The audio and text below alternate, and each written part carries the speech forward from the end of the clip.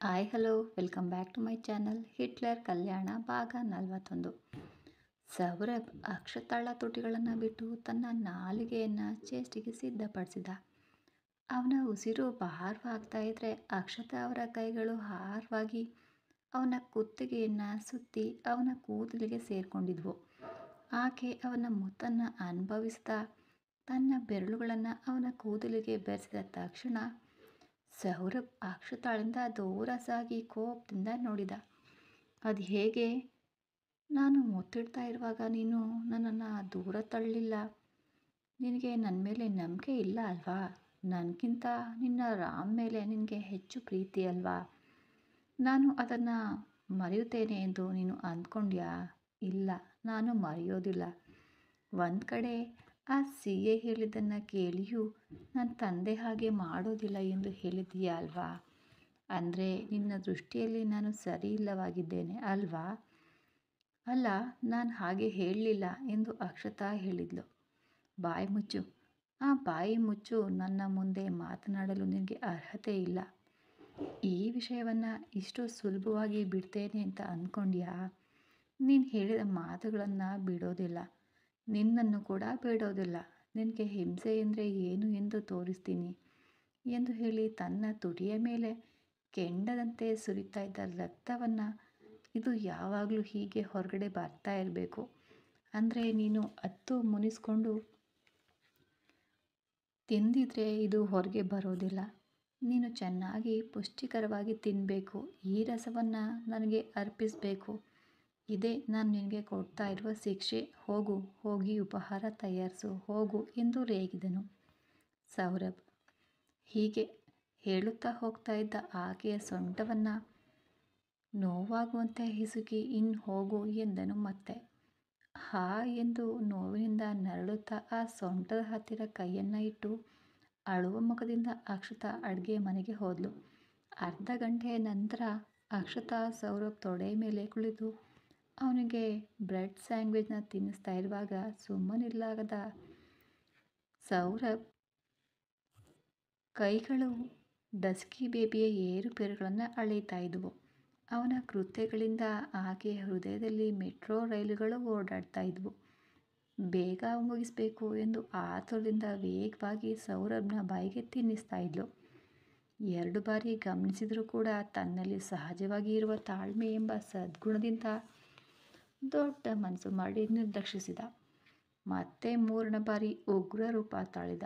ಸೊಂಟವನ್ನು ಅಳಿತಾ ಇದ್ದ ಕೈಯನ್ನು ತೆಗೆಯದೆ ಇನ್ನೊಂದು ಕೈಯನ್ನು ಕುತ್ತಿಗೆಯ ಮೇಲೆ ಹಾಕಿ ಒಂದೇ ಏಟಿಗೆ ಕೋಳಿಯ ಕುತ್ತಿಗೆ ತಿರುಗಿಸಿದಂತೆ ಅಕ್ಷತಾಳ ತನ್ನೆಡೆಗೆ ತಿರುಗಿಸಿಕೊಂಡು ಬಾಯಿ ತೆರೆದಿದ್ದ ಆಕೆಯ ಬಾಯಿಗೆ ತನ್ನ ಬಾಯಿಂದ ಮುಚ್ಚಿ ಆಕೆ ತಳ್ಳಿದ ಹೆಚ್ಚುವರಿ ಸ್ಯಾಂಡ್ವಿಚ್ ಅವಳ ಬಾಯಿಗೆ ತಳ್ಳಿ ಹೊರಗಡೆ ಬರದಂತೆ ತುಟಿಗಳನ್ನು ಗಟ್ಟಿಯಾಗಿ ಮುಚ್ಚಿ ಒಂದೇ ಬಾರಿಗೆ ಹೆಚ್ಚಿನ ಪ್ರಮಾಣದಲ್ಲಿ ಬಂದು ಬಿದ್ದ ಸ್ಯಾಂಡ್ವಿಚ್ ಹೊರಲೂ ಆಗದೆ ಹಾಗೆಂದು ಹೊರಗೆ ತಳ್ಳಲೂ ಆಗದೆ ಅಕ್ಷತಾಳ ಕಣ್ಣುಗಳು ಬಾತ್ಕೋಳಿ ಮೊಟ್ಟೆಗಳಂತೆ ಹೊರಗಡೆ ಬಂದವು.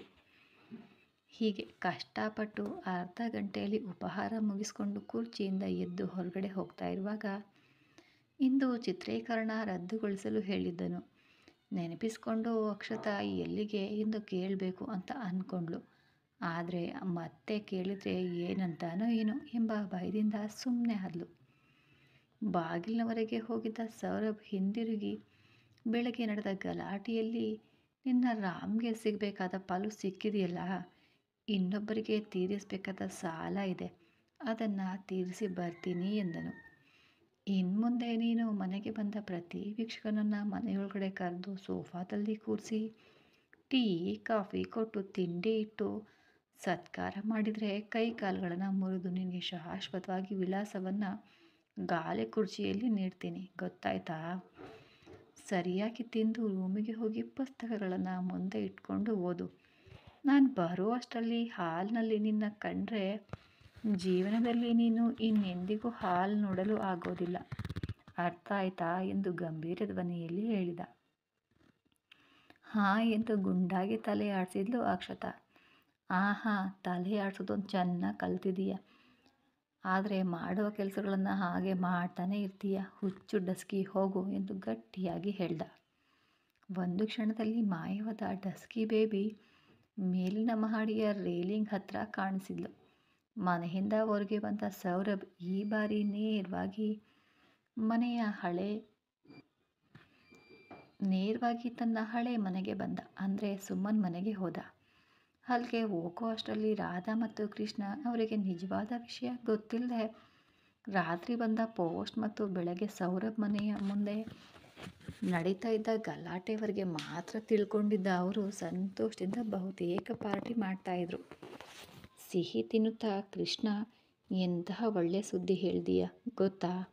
ಬೆಳಗ್ಗೆ ಆ ಸೌರಭ್ ಬಗ್ಗೆ ಬಂದ ಸುದ್ದಿಯನ್ನು ನೋಡಿ ನಾನು ತುಂಬ ಸಂತೋಷದಿಂದ ಗಾಳಿಯಲ್ಲಿ ತೇಲ್ತಾ ಇದ್ದಾನೆ ಎಂದ್ಕೊಂಡು ರಾಧಾ ಹೇಳಿದ್ಲು ಕೃಷ್ಣನಿಗೆ. ಮತ್ತೇನು ಅಂದ್ಕೊಂಡಿದ್ದೆ ರಾಧಾ? ಅವನು ಯಾರು ಎಂದು ಅಂದ್ಕೊಂಡೆ? ನನ್ನ ಮಗ. ನಾನು ಮತ್ತು ನನ್ನ ಮಗ ಸೇರಿ ಯೋಜನೆ ಮಾಡಿದ ಮೇಲೆ ಆ ಸೌರಭ್ ಯಾಕೆ, ಅವನ ತಾತನು ಕೂಡ ಬರಬೇಕಾಗುತ್ತೆ. ಅವನಿಗೆ ಎಷ್ಟು ಧೈರ್ಯ ಇದ್ದರೆ ನನ್ನ ಮಗನ ಮೇಲೆ ಕೈ ಮಾಡ್ಕೊಳ್ತಾನೆ? ಇದು ಅವನ ಪತನದ ಆರಂಭ ರಾಧಾ. ಇನ್ನು ಮುಂದೆ ಇದೆ, ಇರಲಿ ಬಿಡು. ಚೆನ್ನಾಗಿದ್ದರೆ ಒಂದು 10-20 ಹಾಕೋಣ ಅಂತ ಅಂದ್ಕೊಂಡೆ. ಆದರೆ ನನಗೆ ಎದುರು ತಿರುಗಿದ. ಅವನಿಗೆ ಜೀವನವೇ ಇಲ್ಲದಂತೆ ಮಾಡಿದೆ ಎಂದನು.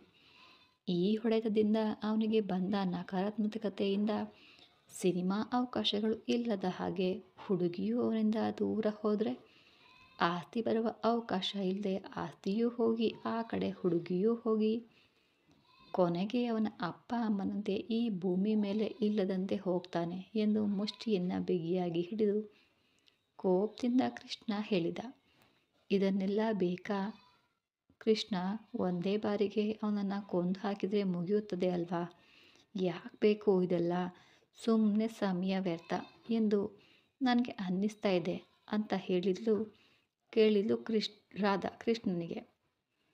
ಹುಚ್ಚಿ, ನಾನು ಅವನನ್ನು ಕೊಲ್ಲಲು ಆಗೋದಿಲ್ಲ ಎಂದು ಅಂದ್ಕೊಂಡ್ಯಾ? ಕೋರ್ಟ್ನಲ್ಲಿ ಕೇಸ್ ನಡೀತಾ ಇರುವಾಗಲೇ ಅವನಿಗೆ ಏನಾದರೂ ಆದರೆ ನಮ್ಮ ಮೇಲೆ ಅನುಮಾನ ಬರುತ್ತೆ. ಅದೇ ರೀತಿ ಸುಮನ್ ಅವರಿಗೆ ಏನಾದರೂ ಆದರೆ ಅವನ ಮೇಲೆ ಅನುಮಾನ ಬರುತ್ತದೆ. ಅದಕ್ಕೆ ಅವನು ಬುದ್ಧಿವಂತಿಕೆಯಿಂದ ತನ್ನ ಸ್ನಾಯು ಬಲವನ್ನು ಪ್ರದರ್ಶಿಸಿ ನಮ್ಮ ಮಗನನ್ನು ಹೊಡೆದು ಬಿಟ್ಟು ಹೋದ. ಅದು ಕೂಡ ಮುಖವಾಡದೊಂದಿಗೆ. ಆದರೆ ನಾನು ನನ್ನ ಬುದ್ಧಿಬಲವನ್ನು ಉಪಯೋಗಿಸಿ ಅವನನ್ನು ಎಲ್ಲಿ ಹೊಡಿಬೇಕೋ ಅಲ್ಲೇ ಹೊಡೆದೆ. ಈಗ ನೋಡು, ದಡದಲ್ಲಿ ಬಿದ್ದ ಮೀನಿನಂತೆ ಗಡಗಡ ಎಂದು ಒದ್ದಾಡ್ತಾನೆ ಎಂದು ನಗುತ್ತಾ ಲಡ್ಡುನ ತೆಗೆದುಕೊಂಡು ಬಾಯಲ್ಲಿ ಇಟ್ಕೊಂಡ ಕೃಷ್ಣ. ಆದರೆ ಪಾಪ, ಅವನಿಗೆ ಆಗ ತಿಳಿದಿರಲಿಲ್ಲ ಬಾಯಲ್ಲಿದ್ದ ಲಡ್ಡು ಹೊಟ್ಟೆಗೆ ಹೋಗದೆ ಗಂಟಲಲ್ಲಿ ಅಡ್ಡವಾಗುತ್ತದೆ ಎಂದು. ಸುಮನ್ ಮೇಲೆ ಅನುಮಾನದಿಂದ ಆವೇಶದಿಂದ ಮನೆಗೆ ಬಂದ ಸೌರಭ್ ಮನೆಯಲ್ಲಿ ರಾಧಾ ಮತ್ತು ಕೃಷ್ಣ ಅವರ ಮಾತುಗಳನ್ನು ಕೇಳಿದಾಗ ತನ್ನ ಅನುಮಾನ ನಿಜ ಅಂದ್ಕೊಂಡು ಆವೇಶದಿಂದ ಒಳಗಡೆ ಬಂದು ಸೋಫಾದಲ್ಲಿ ಕುಳಿತು ನಗ್ತಾ ಲಡ್ಡು ಬಾಯಲ್ಲಿ ಇಟ್ಕೊಂಡಿದ್ದ ಕೃಷ್ಣನಿಗೆ ಒಂದೇ ಒಂದು ಒದೆ ಹೊಟ್ಟೆ ಮೇಲೆ ಹೊಡೆದನು. ಸೌರಭ್ ಹೊಡೆತಕ್ಕೆ ಸೋಫಾದ ಜೊತೆಗೆ ಸೋಫಾದಲ್ಲಿದ್ದ ಮನುಷ್ಯನೂ ಕೂಡ 10 ಹೆಜ್ಜೆ ಹಿಂದಕ್ಕೆ ಹೋದನು. ಹೊಟ್ಟೆಗೆ ಹೋಗಬೇಕಾಗಿದ್ದ ಲಡ್ಡು ಗಂಟಲಿನಲ್ಲಿ ಸಿಕ್ಕಾಕೊಂಡಿತು. ಸೌರಭ್ ಒದೆಗೆ ಹೊಟ್ಟೆಯಿಂದ ರಕ್ತ ಹೆಚ್ಚಿನ ಒತ್ತಡದಿಂದ ಹೊರಗಡೆ ನುಕ್ಕಿ ಬರ್ತಿತ್ತು. ಬರುವ ನಡುವೆ ಅಡ್ಡವಾಗಿದ್ದ ಲಡ್ಡೂನು ಕೂಡ ಹೇಳ್ಕೊಂಡು ತಂದಿತ್ತು. ಹೊಟ್ಟೆಗೆ ಬಿದ್ದ ಹೊಡೆತಕ್ಕೆ ಕರುಳುಗಳು ತಿರ್ಚಿಕೊಂಡು ಉಸಿರಾಟಕ್ಕೆ ಕಷ್ಟವಾಗಿ ಕೆಳಗಡೆ ಬಿದ್ದವು. ಒದ್ದಾಡ್ತಾ ಇದ್ದ ಕೃಷ್ಣನನ್ನು ನೋಡಿ ಕೃಷ್ಣ ಎಂದು ಕೂಗುತ್ತಾ ರಾಧಾ ಮುಂದೆ ಬಂದಳು. ಪತಿಗಾಗಿ ಬಂದ ರಾಧಾ ಸ್ವಲ್ಪ ಹೊತ್ತಿನ ಹಿಂದೆ ಗಾಳಿಯಲ್ಲಿ ಹಾಗೆ ತೇಲ್ತಿದ್ದೆ ಎಂದು ಭಾವಿಸಿದ್ಲೋ ಹಾಗೆ ಅದೇ ರೀತಿ ಗಾಳಿಯಲ್ಲಿ ಕೈಕಾಲುಗಳನ್ನು ಗಡಗಡ ಎಂದು ನಡಗಿಸ್ತಿದ್ಲು. ಯಾಕೆ ಅಂತೀರಾ? ಕೃಷ್ಣ ಎಂದು ಸೀರಿಯಲ್ ಅತ್ತೆಯಂತೆ ನಿಧಾನವಾಗಿ ಚಲನೆಯಲ್ಲಿ ಬಂದಿದ್ದ ರಾಧಾಳ ಕುತ್ತಿಗೆಯನ್ನು ವೇಗದ ಚಲನೆಯಲ್ಲಿ ಸೌರಭ್ ತನ್ನ ಮುಷ್ಟಿಯಿಂದ ಹಿಡಿದಿದ್ದ. ಉಸಿರಾಡದೆ ಬಲವಂತವಾಗಿ ಸೌರಭ್ನಿಂದ ತನ್ನ ಕುತ್ತಿಗೆಯನ್ನು ಬಿಡಿಸಿಕೊಳ್ಳಲು ಆಕೆಯ 2 ಕೈಗಳಿಂದ ಅವನ ಕೈಯನ್ನು ಬಿಡಿಸಿಕೊಳ್ಳಲು ಪ್ರಯತ್ನಿಸ್ತಾ ಅದು ಸಾಧ್ಯವಾಗದೆ ಕಣ್ಗಳು ಹೊರಬಿದ್ದಿದ್ವು. ಪಾಪ ರಾಧಾ ಕ್ಷಣದಲ್ಲೋ ಅರ್ಧ ಕ್ಷಣದಲ್ಲೋ ಹೋಗುವ ಉಸಿರಿಗಾಗಿ ಗಡಗಡ ಎಂದು ಒದ್ದಾಡುತ್ತಾ ಕಣ್ಣೀರು ಹಾಕ್ತಾ ಇದ್ದ ಹೆಂಡತಿಯನ್ನು ನೋಡಿ ಎಲ್ಲಿಗೋ ಕೆಳಗಡೆ ಬಿದ್ದು ಹೊಟ್ಟೆ ಕರುಳುಗಳು ಬಹುತೇಕ ಹೊರಗಡೆ ಬರ್ತಿರುವಷ್ಟು ನೋವನ್ನು ಸಹಿಸ್ತಾ ಇದ್ದ ಕೃಷ್ಣ. ಹೆಂಡತಿಯ ಕಷ್ಟಕ್ಕೆ ಕಣ್ಣುಗಳು ಹೊರಗಡೆ ಬಂದಂತೆ ನೋವು, ಆತಂಕ, ಭಯ ಎಷ್ಟು ಭಾವನೆಗಳಿದ್ರೆ ಅಷ್ಟನ್ನು ಮುಖದಲ್ಲಿ ತೋರಿಸ್ತಾ ರಾಧಾ ಎಂದು ಭಾರವಾಗಿ ಉಸಿರು ತೆಗೆದುಕೊಂಡು ಮುಂದೆ ಬಂದ ಕೃಷ್ಣ. ರಾಧಾಳ ಕೈಯನ್ನು ಹಿಡಿಯಲು ಬಂದ ಕೃಷ್ಣನ ಕೈಯನ್ನು ಒಂದೇ ಕೈಯಿಂದ ಹಿಡಿದು ಹಿಂದಕ್ಕೆ ತಿರುಗಿಸಿ ಅವನ ಕುತ್ತಿಗೆ ಸುತ್ತಲೂ ಮೊಣಕೈಯನ್ನು ಲಾಕ್ ಮಾಡಿದ ಸೌರಭ್. ಒಂದು ಕೈಯಲ್ಲಿ ರಾಧಾ ಆಂಟಿ ಭಾರವಾಗಿ ಪರಲೋಕ ಪಯಣಕ್ಕೆ ಸಿದ್ಧವಾಗಿದ್ದರೆ ಇನ್ನೊಂದು ಮೊಣಕೈಯಲ್ಲಿ ಕೃಷ್ಣ ಭೂಲೋಕ ಯಾತ್ರೆಗೆ ತನ್ನ ತಟ್ಟ ಬುಟ್ಟ ಸರಿಸಿದ್ದನು. ಪ್ರೀತಿಯ ಹೆಂಡತಿ ಸಾಯಲು ಸಿದ್ಧಲಾಗಿದ್ದರೆ ಅವಳ ನೋವನ್ನು ನೋಡಲಾಗದೆ ಅಪ್ಪ ಬಿಟ್ಬಿಡಪ್ಪ ಎಂದು ಸೌರಭ್ನ ಮೊಣಕೈಯಿಂದ ಹಿಡಿದಿದ್ದ ತನ್ನ ಕುತ್ತಿಗೆಯನ್ನು ಬಿಡಿಸಿಕೊಳ್ಳಲು ಶತಾಯಗತಾಯ ವಿಶ್ವ ಪ್ರಯತ್ನಗಳನ್ನು ಮಾಡ್ತಾ ಇದ್ದನು. ಸರಿಯಾಗಿ ಅದೇ ಸಮಯದಲ್ಲಿ ವಿರೋಧ ಪಕ್ಷದ ಕೈಯಲ್ಲಿ ಸಂಪೂರ್ಣವಾಗಿ ಸೋತು ಗಟ್ಟಿಯಾಗಿ ಕುಡಿದು ಮತ್ತಿನಲ್ಲಿ ಮನೆಗೆ ಬಂದನು. ಯಾರು ಅಂತೀರಾ? ಹೋ, ಅದೇ ಇನ್ಯಾರೂ ಅಲ್ಲ, ನಮ್ಮ brand new loser Shri Suman ಅವರು. ತೂಗುತ್ತಾ ಬರ್ತಾ ಇದ್ರು ಕೂಡ ಸಮಯಕ್ಕೆ ಸರಿಯಾಗಿ ದೇವರಂತೆ ಬರ್ತಿದ್ದ ಸುಮನ್. ಸುಮನನ್ನು ನೋಡಿ ಆ ತಾಯಿ ತಂದೆಗೆ ಮತ್ತೆ ಜೀವನದ ಮೇಲೆ ಆಸೆಗಳು ಚಿಗುರಿದವು. ಸ್ವಲ್ಪ ಹೊತ್ತಿನಲ್ಲಿ ಕಳಚಿ ಬೀಳಲು ಸಿದ್ಧರಾಗಿದ್ದ ಅವರ ಮುಖಗಳಲ್ಲಿ ಚಿಕ್ಕ ನಗು, ಅವರ ಹೃದಯದಲ್ಲಿ ಹಿನ್ನೆಲೆಯ ಒಂದು ಹಾಡು. ಎಂಥ ಹಾಡು ಅಂತೀರಾ? ಹಬ್ಬದಂತೆ ಇಳಿದು ಬಂದೆ, ಪ್ರಾಣಗಳಿಗೆ ಬೆಳಕು ಕೊಟ್ಟೆ, ರಕ್ತವನ್ನೇ ಕೆಂಪಾಗಿಸಿದೆ ಅನ್ನೋ ಒಂದು ಹಾಡು. ಆದರೆ ಎಲ್ಲರಿಗೂ ಗೊತ್ತಿಲ್ವಲ್ಲ ಆ ಹಬ್ಬಕ್ಕೆ ನಮ್ಮವನು ಪಾಡೆ ಕಟ್ಟುವುದು ಎಂದು, ಆ ರಕ್ತವನ್ನೇ ಕೆಂಪು ವೈನ್ನಂತೆ ಹೀರುವನು ಎಂದು. ಮತ್ತಿನಲ್ಲಿ ಕುಡಿದು ತೂಗುತ್ತಾ ಬೋನಸ್ ಆಗಿ ಬೊಬ್ಬೆ ಹಾಕುತ್ತಾ ಮನೆಗೆ ಬಂದ ಸುಮನ್ಗೆ ನೆಲದ ಮೇಲೆ ಇರಬೇಕಾದ ರಾಧಾ ಗಾಳಿಯಲ್ಲಿ ಹಾರ್ತಿದ್ಲು. ಚೆನ್ನಾಗಿರಬೇಕಾದ ಕೃಷ್ಣನ ಮುಖ ಅಷ್ಟವಕ್ರವಾಗಿ ಅವನ ಮುಖದಲ್ಲಿ ನವರಸಗಳು ಸುಮಾರು 5-6 ರಸಗಳು ಸ್ಪರ್ಧಿಸಿ ತಾಂಡವಾಡ್ತಾ ಇದ್ವು. ಆ 5-6 ರಸಗಳು ಯಾವುವು ಅಂತ ನಿಮಗೆ ಗೊತ್ತಾ? ಗೊತ್ತಿದ್ರೆ ಕಮೆಂಟ್ ಮೂಲಕ ತಿಳಿಸಿ, ಓಕೆನಾ? ಅದು ನೋಡಿದ ಸುಮನ್ ಗಟ್ಟಿಯಾಗಿ ತಲೆ ಅಲ್ಲಾಡಿಸಿ ಅವ್ರು ಯಾಕೆ ಹಾಗಿದ್ದಾರೆ ಎಂದು ಮತ್ತೊಮ್ಮೆ ನಿರ್ದಿಷ್ಟವಾಗಿ ನೋಡಿದ. ಮೊದಲೇ ಕುಡ್ದಿದ್ನಲ್ವಾ, ಹಾಗಾಗಿ. ಕೋಪದಿಂದ ದವಡೆಗಳನ್ನು ಬಿಗಿದು ಅವರನ್ನು ಕೊಲ್ಲಲು ರೌದ್ರ ರೂಪದಲ್ಲಿರುವ ಸೌರಭ್ನನ್ನು ನೋಡಿ ಕುಡ್ದಿದ್ದೆಲ್ಲ ಸುಮನ್ಗೆ ಇಳಿದೇ ಹೋಗಿ ಅಪ್ಪ ಎಂದು ಸೌರಭ್ನ ಮೇಲೆ ಧುಮುಕಿದನು ಸುಮನ್. ಎಷ್ಟು ವೇಗವಾಗಿ ಬಂದನೋ ಅಷ್ಟೇ ವೇಗವಾಗಿ ಗಾಳಿಯಲ್ಲಿ ಪಲ್ಟಿ ಹೊಡೆದು ಕೆಳಗಡೆ ಬಿದ್ದ ಸುಮನ್. ಆವೇಶದಲ್ಲಿ ಕೂಗುತ್ತಾ ಮುಂದೆ ಬಂದ ಸುಮನನ್ನು ನೋಡಿ ಅವರಿಬ್ಬರ ಮೇಲಿನ ಹಿಡಿತವನ್ನು ಸಡಿಲಿಸದೆ ಬಂದೇ ಕಾಲನ್ನು ಎತ್ತಿ ಮಧ್ಯದಲ್ಲಿ ಏಟು ಕೊಟ್ಟನು ಸೌರಭ್ಗೆ. ಸೌರಭ್ ಸುಮನ್ಗೆ. ಗಾಳಿಯಲ್ಲಿ ಹಾರ್ತಾ ಇದ್ದ ಸುಮನ್. ಕೃಷ್ಣನಿಗೆ ಎದುರಾದ ರಸಗಳು ಯಾವುವು ಅಂತೀರಾ? ಭಯ, ದುಃಖ, ಅಸಹಾಯಕತೆ, ನೋವು ಮತ್ತು ಆತಂಕ. ಅದೇ ಮತಿನಲ್ಲಿ ಇದ್ದನು ಕೂಡ ಸುಮನ್. ಅದರ ಮೇಲೆ ಪಾಪ ತಾಗಬಾರದ ಜಾಗದಲ್ಲಿ ಹೊಡೆತ ಬಿದ್ದು ಒಂದು ಮಟ್ಟಿಗೆ ತಾಗಿದ ಸುಮನ್ಗೆ ಬಹುತೇಕ ಖೇಲ್ ಖತಮ್, ನಾಟಕ್ ಬಂದ್ ಅನ್ನುವಂತೆ ಆಗಿತ್ತು. ಮೂವರು ಸೇರಿ ಹೊರಡಲು ಸಿದ್ಧವಾಗಿದ್ದ ಪರಲೋಕಕ್ಕೆ ಬ್ರೇಕ್ ಹಾಕಿ ಮೊಣಕೈಯಲ್ಲಿದ್ದ ಕೃಷ್ಣನ ಕುತ್ತಿಗೆಯನ್ನು ಫಟಕ್ ಎಂದು ಮುರಿದು ಅಂಗೈಯಲ್ಲಿದ್ದ ರಾಧಾ ಕುತ್ತಿಗೆಯ ಮೇಲಿನ ಫೋಕಲ್ ಕಾರ್ಡ್ಗಳನ್ನು ಗಟ್ಟಿಯಾಗಿ ಒತ್ತಿ ಇಬ್ಬರನ್ನ ಒಂದೇ ಬಾರಿಗೆ ಬಿಟ್ಬಿಟ್ಟ ಸೌರಭ್. ಇದರ ಪರಿಣಾಮವಾಗಿ ರಾಧಾ ಬಾಯಿ ತಾತ್ಕಾಲಿಕವಾಗಿ ಮುಚ್ಚಿ ಹೋಗಿತ್ತು. ಕೃಷ್ಣನ ಕುತ್ತಿಗೆಗೆ ಶಾಶ್ವತವಾಗಿ ನೆಕ್ ಬ್ಯಾಂಡ್ ಬಿತ್ತು. ಇನ್ನು ಸುಮನ್ ಸ್ಥಿತಿ ಅಂದರೆ ಪಾಪ ಪರಮಾತ್ಮನಿಗೆ ಮಾತ್ರ ಗೊತ್ತಿರಬೇಕು. ಮೂವರನ್ನು ಹೊತ್ಕೊಂಡು ಬಂದು ಒಂದು ರಾಶಿ ಸೇರಿಸಿ ಅದರ ಮುಂದೆ ಸೋಫಾದಲ್ಲಿ ಕಾಲುಗಳ ಮೇಲೆ ಕಾಲುಗಳನ್ನು ಇಟ್ಕೊಂಡು ಕುಳಿತುಕೊಂಡು, ಹೇ ಕೃಷ್ಣ, ನನ್ನನ್ನು ಮುಗಿಸಲು ಈ ದುಷ್ಟನೊಂದಿಗೆ ಸೇರಿ ಯೋಜನೆ ಮಾಡಿದೀಯಾ?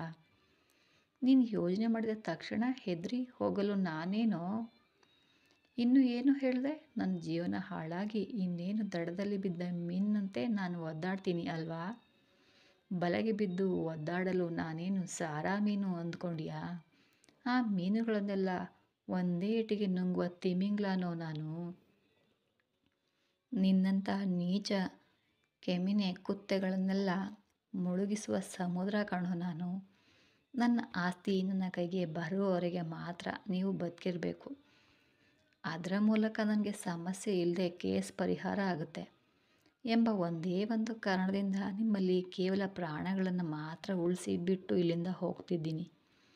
ಇಲ್ಲ ಅಂದಿದ್ರೆ ನೀವು ಸತ್ತು ಈಗ ಎಷ್ಟೋ ವರ್ಷಗಳು ಆಗಿರ್ತಿದ್ವು ಕಣ್ರೋ ಎಂದು ನಾನು ವಿಶೇಷವಾಗಿ ನಿಮಗೆ ಹೇಳಬೇಕಾಗಿಲ್ಲ ಅಂದ್ಕೊಂಡಿದ್ದೀನಿ. ಇದನ್ನೇ ನೀವೇನಾದರೂ ಅಡ್ವಾಂಟೇಜ್ ತಗೊಂಡು ಮತ್ತೊಮ್ಮೆ ನನ್ನ ಕಡೆಗೆ, ನನ್ನ ಮನೆಯ ಕಡೆಗೆ ಎಂದು ಪ್ರಜ್ಞೆ ತಪ್ಪಿರುವ ಸುಮನನ್ನು ನೋಡುತ್ತಾ ನನ್ನ ಹೆಂಡತಿಯ ಕಡೆಗೆ ಕಣ್ಣೆತ್ತಿ ನೋಡಿದರೆ ನಿಮ್ಮಲ್ಲಿ ಉಳಿಸಿದ ಆ ಪ್ರಾಣಗಳನ್ನು ಕೂಡ ತೆಗೆಯಲು ನಾನು ಹಿಂಜರಿಯೋದಿಲ್ಲ ಎಂದು ಎಚ್ಚರಿಕೆ ಧ್ವನಿಯಲ್ಲಿ ಹೇಳಿ ಎದ್ದು ನಿಂತು ಶರ್ಟ್ನಲ್ಲಿ ಇದ್ದಂತಹ ಗಾಜಿನ ಕನ್ನಡಕವನ್ನು ಕಣ್ಗಳಿಗೆ ಹಾಕ್ಕೊಂಡು ರಾಜಗಾಂಭೀರ್ಯದಲ್ಲಿ ಅಲ್ಲಿಂದ ಹೊರಟು ಹೋದನು ಸೌರಭ್. ಈ ಕತೆ ಮುಂದುವರಿಯೋದು. ಈ ಕತೆ ನಿಮಗೆಲ್ಲ ಇಷ್ಟ ಆಗ್ತಾಯಿದ್ರೆ ದಯವಿಟ್ಟು ಚಾನಲ್ನ ಸಬ್ಸ್ಕ್ರೈಬ್ ಮಾಡ್ಕೊಂಡು ನೋಡಿ. ಮತ್ತೆ ಸಿಗೋಣ ಮುಂದಿನ ಸಂಚಿಕೆಯಲ್ಲಿ. ಧನ್ಯವಾದಗಳು.